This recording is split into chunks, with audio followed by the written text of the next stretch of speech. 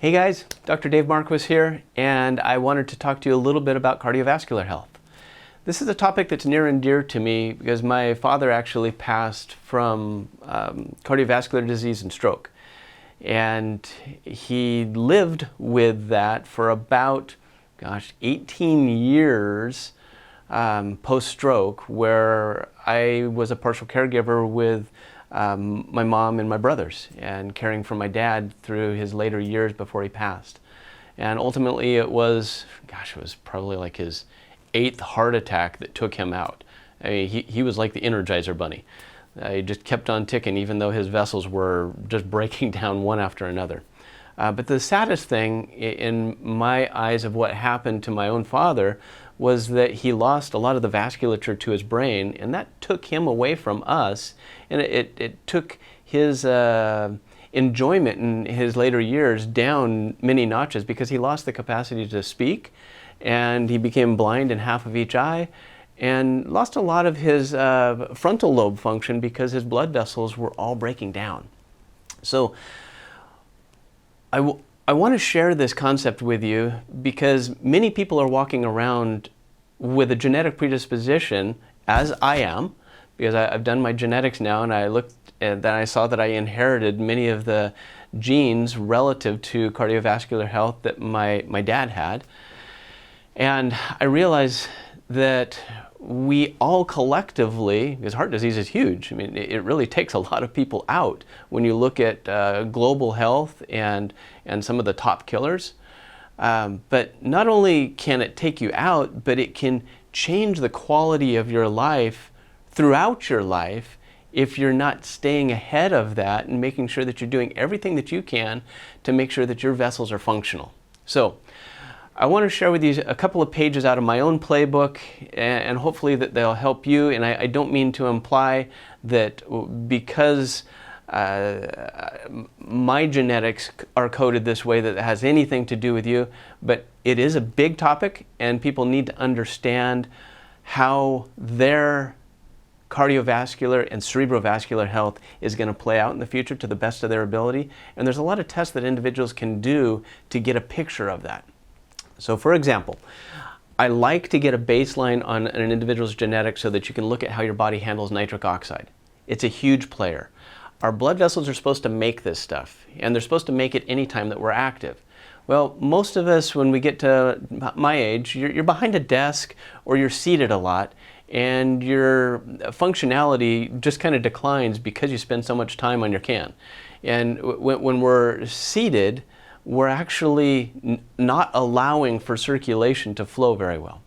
Number two, we're usually, because of our work, eating at odd hours, and we're usually binge eating at times, which creates a whole nother state of inflammation. So these are just pieces, and I'm not going to go into depth on each of these things. I'm just kind of laying them out for you.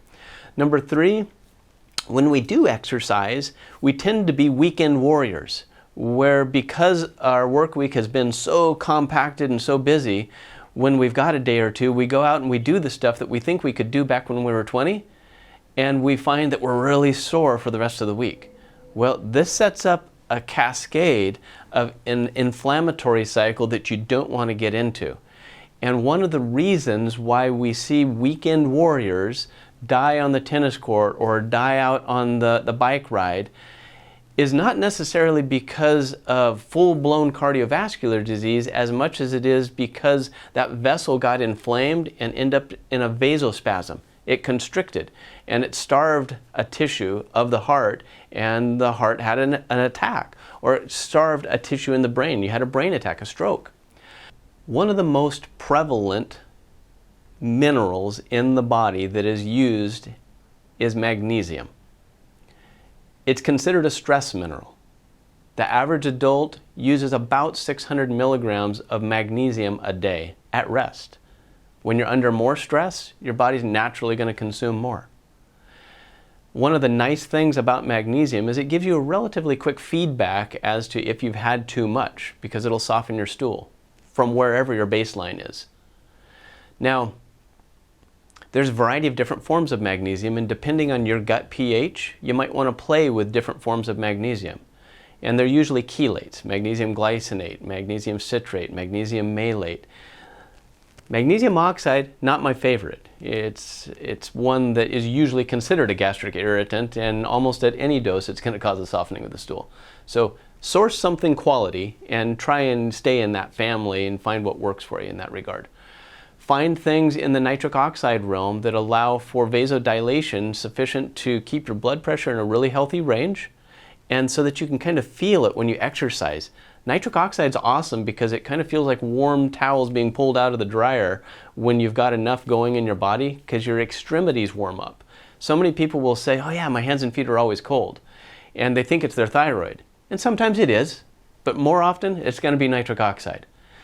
So the only time that that's not an immediate go-to is if you come in and you're hypotensive. If your blood pressure is like really low, like 90/60, don't dive into the nitric oxide pathway yet. There's something else going on with you, and it's usually going to be autonomic. So that's where you really want to talk to your functional med doc and have them help you with that, because that can be resolved also. Circling back around to the whole cardiovascular concept. So I've touched on nitric oxide and I've touched on magnesium. I want to touch on, why do these vessels get inflamed in the first place? So you hear the whole talk about cholesterol being the demon, and it's not. It's actually, that's the fire department. Those are your first responders trying to show up and repair a damaged vessel.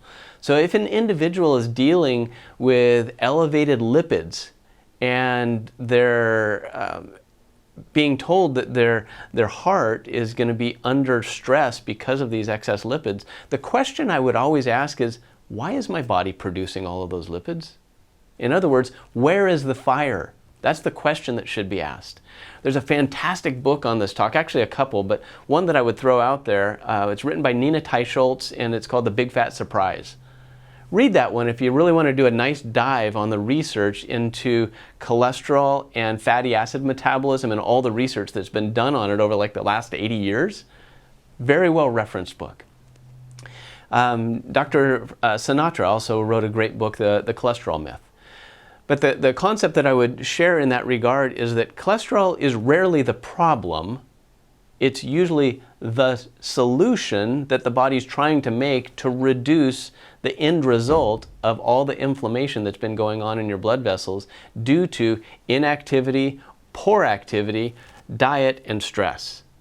And so when you handle those four things, inflammation naturally starts to come down, and you'll find that your lipid profile will start to improve as well. Now, there's a lot of other markers that I much prefer over cholesterol when we're looking at cardiovascular and cerebrovascular health.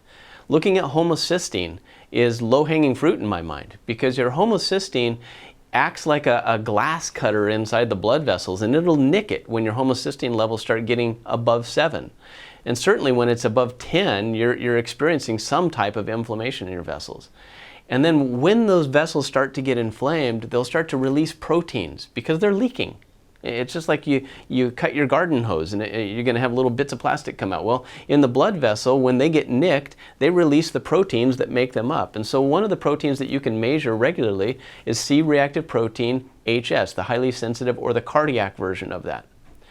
Because you shouldn't have, ideally, any of that. The scale goes from 0 to 3.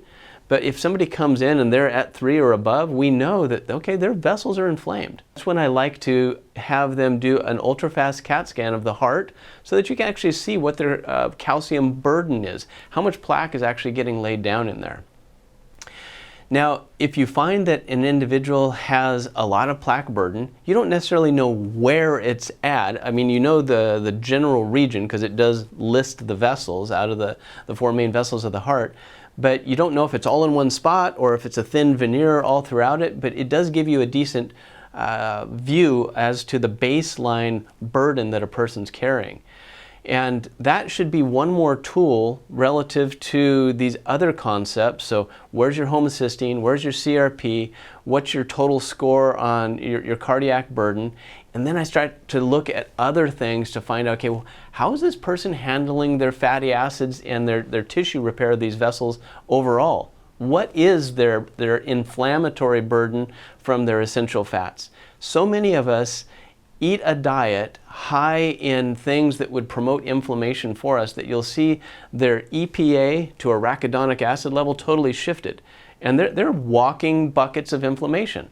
Their arachidonic acid is so high that they don't have a shot at turning that thing around until they turn that off. So there's layers that we have to look at. And when I looked at my dad's, I'm kind of circling back to how I started. My dad raised 5 boys and went through a lot of stress in his life as an engineer and a teacher and commuting, and he gave his life for us. I'm so grateful to the things that I learned from him, both as a man and somebody who is willing to work hard and provide for his family, and he truly loved us, but he didn't take the time to love himself in that way. And I have tried to learn from that. And all the things that I just shared with you, those are things that I look at in my own body to make sure that I'm not on fire on the inside, as I know that my dad was at this age. Because I'm now a decade past where my dad had his first heart attack. And he actually had to have 5 vessels put in. So he had a 5-way bypass in his late 40s. And I realized that, okay, his high carbohydrate diet all day long, the stress load that he was going through, mismanagement of his cortisol, not really understanding the impact that the high refined carbohydrate diet was having on him, his glucose and insulin always being off. He wasn't diabetic, but he was still cooking his vessels because those levels were high. These are all things that are manageable, folks.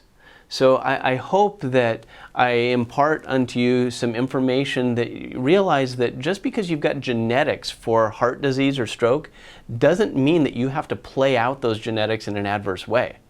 Learn about where you're at on that continuum and take proactive steps. Get the data necessary to make the appropriate changes so that you can turn your inflammation off. As you do that, you're not only going to increase the probability of you living well, but you're going to live well longer. And that's really what it's all about, is enjoying this great world that we're in. We live in a great place. So carpe diem, you know what? Take on the day and own your life so that you can drive your own health bus. And have a great day.